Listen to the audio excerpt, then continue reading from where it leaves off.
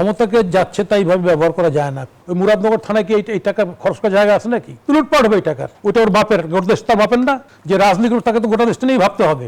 ক্ষমতায় যারা যায়, এটা আমি বর্তমান মনে করতেছি শেখ হাসিনা বহুত মিলিটারি গভর্নমেন্ট গালি দিচ্ছে, কিন্তু উনি মিলিটারি গভর্নমেন্টরা যে নীতি অবলম্বন তার থেকেও খারাপ নীতি অবলম্বন করছে উনি শেখ হাসিনা। এরা শেখ হাসিনার সার্বক্ষণিক শেখ হাসিনার 14 বছর উদ্ধার করতেছে, কিন্তু শেখ হাসিনার যে খারাপ তার থেকেও বেশি খারাপ নীতি অবলম্বন করতেছে। ক্ষমতাকে যাচ্ছে তাই ভাবে ব্যবহার করা যায় না, কি সুযোগ থাকলেও করতে হয় না, যা ইচ্ছে তাই করা যায় না, কিন্তু যা ইচ্ছে তাই করতেছে। এই যে বললো কোন যুক্তিতে আসমত ভুইয়ার এলাকায় এত টাকা বরাদ্দ হয়, কোন যুক্তিতে যেসব জায়গায় ভোট করাচ্ছে এত টাকা বরাদ্দ হয়? এটা কি দেশের পার্লামেন্ট নেই? দেশের জনগণের কথা কানে যাচ্ছে না? শুনতেছেন না ওনারা?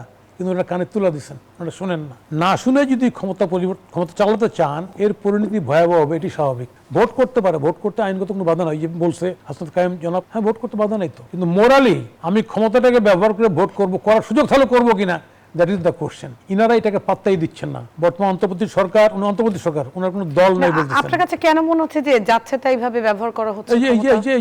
এই যে বাজেট নিয়ে নিল টাকা, ওইটা কি ওই মুরাদনগর থানায় কি এই টাকা খরচ করার জায়গা আছে নাকি? লুটপাট হবে এই টাকার সিংহভাগ। আমরা জানি কুমিল্লার অ্যাজুয়াল কুমিল্লার ডেভেলপমেন্ট অনেক বেশি বাংলাদেশ এভারেজ দিয়ে হিসাব করেন। আমার পঞ্চগড়, সেই টাকা যায় না, লাভালাভি করছে একটা ছেলে, তাই না? উনি বলে 102 কোটি টাকা নিয়ে গেছে, বিরাট ব্যাপার, তাই না? তাহলে এই যে হারমোনিয়াস না, এই যে সারা বাংলাদেশের দেখার ক্ষেত্রে এগুলো মিলিটারি গভর্নমেন্ট আমল হয়েছে। আমার বাড়ি অমুক ডিস্ট্রিক্ট, ওই ডিস্ট্রিবিউশন হতে হয়েছে। আমি ফ্র্যাঙ্কলি বলি, আমি এর সাথে সময় গোপালগঞ্জ গেছিলাম প্রোগ্রামে, আমি হ্যারিংবনের রাস্তা দেখছি, ব্যাড শেফট রাস্তা ছিল। তো সেখানে এসে বিশাল উন্নতি করছে তার বাপের ইত্যাদি ইত্যাদি। একজন উপদেষ্টার কারণে কোন একটি অঞ্চল উন্নত হয়, তাতে সমস্যা কোথায়? আমরা একটা এলাকার নির্দিষ্ট উন্নয়ন করে তো আবার লাভ নাই তো, আমার লাভ নেই, একটা ক্ষতি তো। এটা গোটা দেশের নাগরিক না, ওরা ট্যাক্স দেয় না, শুধু একটা এলাকা উন্নয়ন করবো কি জন্য? ওটা আমার বাপের, ওই জন্য ওটা ওর বাপের, গোটা দেশ তার বাপের না। যে রাজনীতি করে তাকে তো গোটা দেশটা নিয়েই ভাবতে হবে।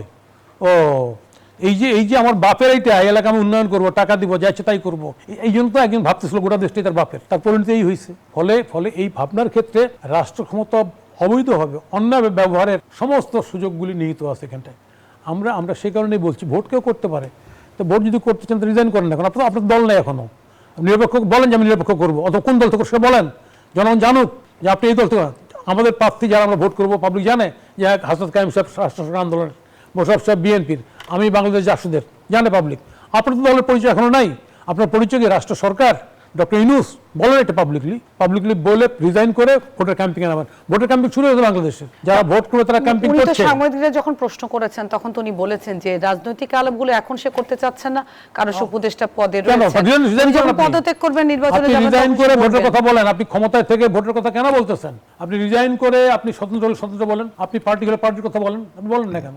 কি এমন ক্ষমতা আপনার যে আপনি ওইখান থেকে যা ইচ্ছে তাই বলবেন? এই রাইট কে দিচ্ছে আপনাকে? মোরালি আপনার বাধা না? নিয়ম নীতিতে আপনার একটু মনের মধ্যে বিবেক প্রশ্ন আসে না যে আমি যেটা করতেছি ঠিক করতেছি কিনা?